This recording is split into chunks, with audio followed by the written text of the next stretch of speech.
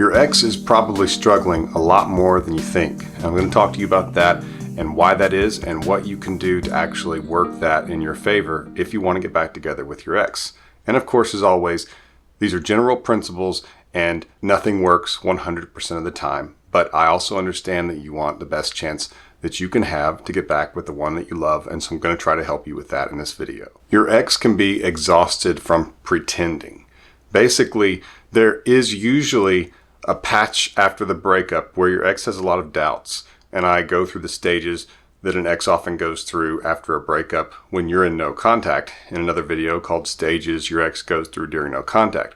But basically, there will be a time when they are having significant doubt. But because they at one point really thought that it was best this way, that the breakup was best, they will have to pretend basically to themselves and to others. They'll have to put on a strong front. And so you might even hear people say, I spoke with this person, I spoke with your ex, and they said they're doing really well and it's the right thing and they still love you and think you're a good person and all that kind of stuff. But they want the breakup and they're doing well. And sometimes that's true partially, and other times it's got an element of pretending and trying to keep a smile, trying to keep a positive outlook for people because, first of all, there is a difficult route coming back. And to you, it can seem like it's really easy. Like all they have to do is reach out and say they want to get back together.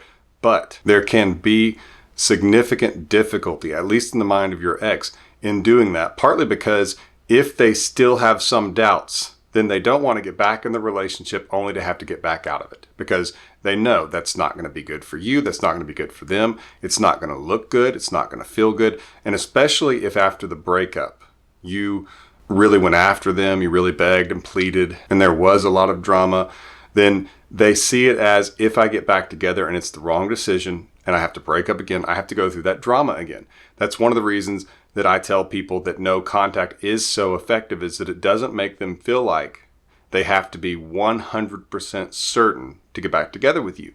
They can be 80% or 75%, and they can just think, well, I will see. I'll go back to this person and we'll try to work it out. And if we can't, and I do have to break up with them, at least I don't have to go through a lot of drama. It's not that difficult. They're understanding. They're going to give me the breakup. And so that's why a lot of people, especially on coaching sessions with me, which you can book one of those at myexbackcoach.com. That's myexbackcoach.com for a coaching session with me. And a lot of times people will say, I feel like if I don't talk to them, I let them go, that they won't know that I love them, that they'll think that I'm okay with the breakup, that they will think that I'm not a good communicator or that I haven't changed, all those concerns. And of course they're legitimate because it makes sense to you in that moment. But having seen this for so long in so many cases and walking through this with so many people, I know that it works differently and it doesn't feel that way. But most people, when they actually finally do decide they're going to go into no contact because nothing else has worked, then they see that it was the best decision. I've never had anyone tell me that they regret going into no contact, at least for a period of time. And it's partly because of this, because you want your ex to think that if they do get back together with you and change their mind, that it won't be extremely difficult to go through the breakup again. And what better way to show them that than to give them the breakup as soon as you can? And of course, if you have attempted to talk them out of it and do all these things, begging, pleading after the breakup for a period of time, that's still within the normal range. If it's a week, maybe even 2, and it could be even longer than that. But the bottom line is it's never too late to do the right thing because at least you're cutting your losses. So I encourage you, if you have not gone into no contact yet and you keep pestering your ex, quit contact. Do not participate in their life. Not at all. Back off completely. And I'm going to get into that more as I go along. Number 2, they can't escape the what if thoughts. And that's where no contact really is beautiful for you, is that your ex will very likely have doubts. If this was a relationship of any significant time, and let's just say 3 months or more, really it needs to be more like 6, but I have seen 3-month relationships still create the emotional intimacy and the history that's needed to create this. But if the relationship was good for a time and they have good memories, and it was not one where you were selfish and yelling and demanding and didn't treat them like their wants and needs mattered as much as yours. In other words, if it was a good relationship and you were a good partner, even if attraction fell and they get out of it, there can be doubts that maybe they made the wrong decision, especially if this has happened before. If there's somebody who, whenever their feelings fall a little bit, they break up with people, eventually they start to see that and they start to think, maybe I'm not looking at this right if I want a long-term relationship. Maybe there's more. And hopefully they'll learn about limerence and how all relationships will lose that initial passion. They will lose that initial spark, and the chemical response of the person will be different after a period of time, just like with all other things in life. And if they can realize that, or even at least think about that a little bit, they can have those doubts. And if they're having those doubts, your silence is an incredible help, because what it does is it causes them to think that not only do they have doubts, but that you are getting away from them, that you are moving on, because that's what they assume is happening when you're in no contact. Why are they not hearing from you? And if you think about that, if you want to prove that, then since you're not hearing from your ex, what do you think? You think they're moving on. They're living a great life. They're probably with somebody else right now. That's kind of what you think when you don't hear from them. And that's what people tend to think. So let no contact work for you as far as when those doubts come up. And they will have some, even if they're minor, even if they are temporary or they just come on them every now and then. You want that to have maximum impact. And so the way to do that is for them to think, not only do I have these doubts, but also they could be getting away, and it makes them more likely to act based on the doubts. Before I get to number 3, get my reunion blueprint. It's only $7. It's only $7, and it's a powerful guide to help you get your ex back, lets you know what they're thinking, what you need to do, why you should do no contact, and some things you can do while you are in no contact. It's only $7, and you can go to reunionblueprint.com. That's reunionblueprint.com, and the link is also in the description below.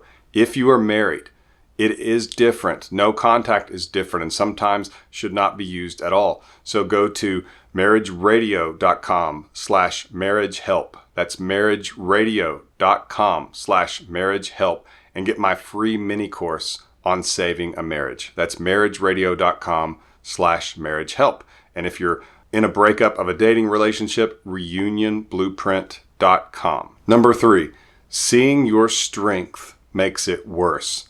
In other words, just observing the fact that you are strong enough to stay away. What that does is it increases attraction, because when we tend to think that something could get away from us, we pay attention more, we value it more, we do the things we need to do to keep the relationship strong, because we know that if we are bad to this person or we leave this person, that they can move on. And of course, you should not use that as leverage or manipulation.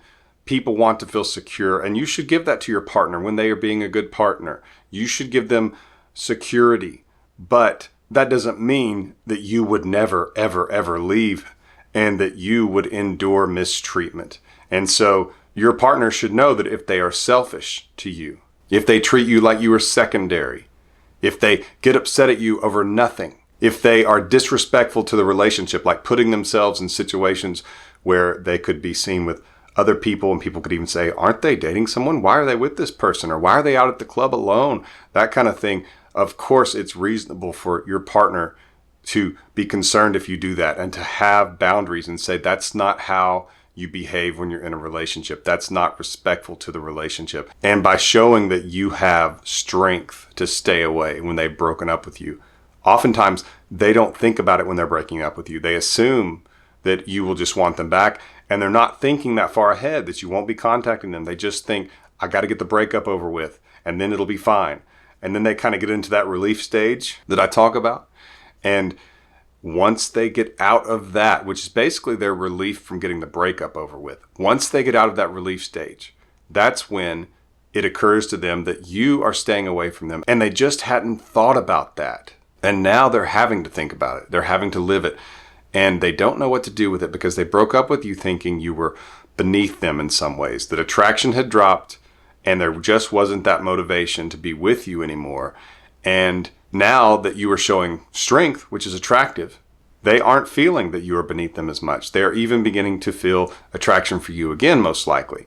And so no contact shows them strength, and it makes everything else worse. Everything else that I've talked about, it makes it worse for them, makes it more difficult. It gives them a sense of urgency. Whereas if you keep talking to them, you keep the lines of communication open, you make sure they know you still love them those kinds of things, then you are just enabling them to continue with the breakup. It has to be difficult for them because it's difficult for you. That's why you are watching this video or listening to this podcast.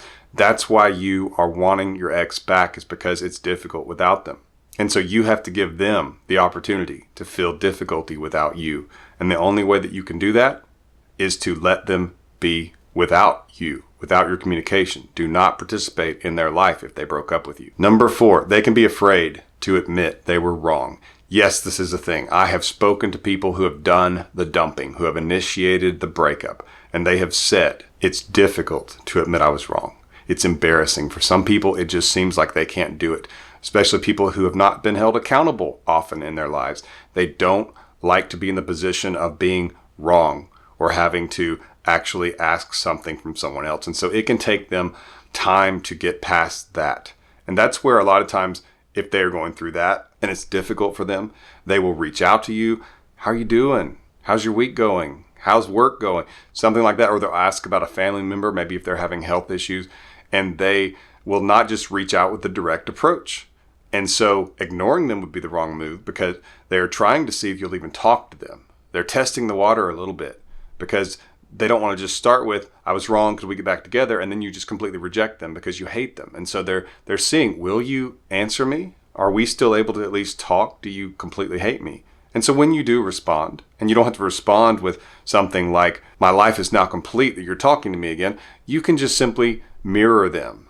It's been a good week. Hope you're doing well. I would not suggest asking a question back to them because it looks like you're trying to lure them into conversation. So I would actually just suggest you saying, I hope you're doing well, or something like that. And that answers their first question. You will talk to them, which means they can proceed. And sometimes people can proceed enough to say, could we meet up for coffee or something like that? Or some people will just be very direct. They'll say, I need to talk to you about something. I was wrong in the breakup. I miss you, and I'm wondering if we could get back together. Sometimes they will just say, I need to talk to you about something. When can we talk? But being afraid to admit that they were wrong can cause delays. And so some people get really frustrated. It's been 2 months. Do I keep waiting? Well, that's up to you because you can move on. And that's always a good decision if you feel like you want to. If you don't, and you just say, you know what, I don't even want to date other people right now. I just want to do nothing and see what happens. That can actually be very good for your own healing. Just give yourself a break from relationships and romance. You don't want to just jump right back in. Partly because if you're on a date with somebody else, and they say, what's been going on in the last few months? And you say, well, my ex broke up with me. I just got out of a long-term relationship. Maybe they're going to think you shouldn't be dating. And that's going to cause some difficulty if you do start dating. But also because you want to be able to start fresh with someone so that when you look back on it, you don't think you just jumped from one relationship to another. You don't want to just rebound. You want to have that nice little gap where it's just you and you are single for a little bit of time. I know that some people really want to date again, and it's perfectly normal. We were made to be in relationships. And that's why when people break up with someone and they say, I don't need to be in a relationship with anyone right now, it's usually not true. Usually it just means they don't want to be in a relationship with you right then, unfortunately. But we were made to be in relationships, and I'm not saying wait forever, but give yourself a few months, 3-4 months, to where you just stay single. That also gives your ex time. It gives time for the dust to clear, for them to reach a point of clarity because they don't have you and they get to actually see what life is like without you. And that's a great thing. And it also can allow for, if they don't like admitting they were wrong and there's that delay because of that, that they can come around. Before I get to number 5, remember that reunion blueprint. It's only $7 at reunionblueprint.com. And if you want a coaching session with me, you can go to myexbackcoach.com and you can book it there. Or you can get the reunion blueprint. And once you're inside there, there will be the option to book a session with me there. So that might be the best of both worlds. And remember, if you're married, just go to marriageradio.com/marriagehelp for my free mini course on saving a marriage. And now for number 5, the final point. Their silence isn't peace. So many times when people aren't hearing from their ex, they assume they are living this wonderful life and that it's what they wanted and that they are at complete peace with their decision. That is very rare, except in cases of abuse or where you were just absolutely terrible to them. if the relationship was good and they have those memories to look back on, because that's what they will do, they will reflect, then they are likely struggling. Getting out of a long-term relationship, even if it is the right thing to do, even if it is for the best, still brings doubt and difficulty and loneliness and fading bias effect, where basically the good times are remembered. So don't just assume that since they are not reaching out to you that they just have peace and that they are living in this utopia, this wonderful life without you. Don't assume that. That is rarely true. Usually it's difficult, and you can make it more difficult by giving them your silence right back. I'm on Instagram at RealCoachLee. That's RealCoachLee on Instagram. If you liked this video, please give it a thumbs up. Click subscribe if you want to see more videos like this. And be sure to share this with someone who's going through a breakup. This has been Coach Lee, and as always, thank you for watching.